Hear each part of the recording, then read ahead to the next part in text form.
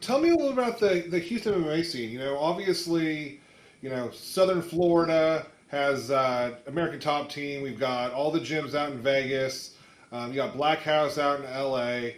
I think that Houston's fight scene is a little low key. I mean, you mentioned earlier, you talked about Chris Cyborg and Tito Ortiz, and I know that Derrick Lewis is from that area, and some other big names.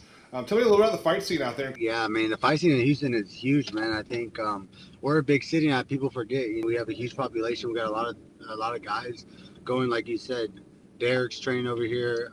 Josh Van's about to fight for the belt. That's my really one of my best friends and my training partners. Our boy Alden Correa just got called up to fight on Noche next weekend in Houston. So there's a bunch of UFC dudes and there's a bunch of dudes on the come up. There's probably 2 or 3 guys in my gym that are probably going to get that call too.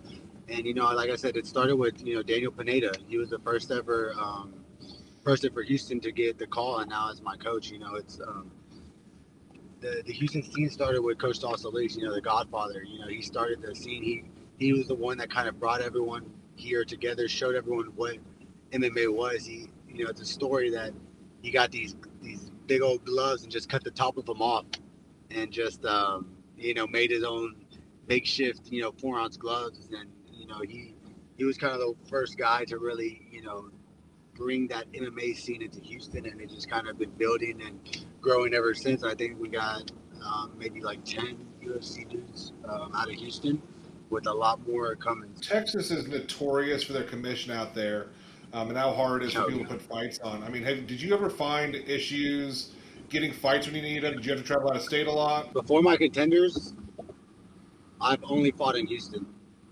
Fury was based out of Houston. So, I was blessed and fortunate. I never had to travel nowhere. I always brought a huge crowd. I always sold out, every venue that Fury had.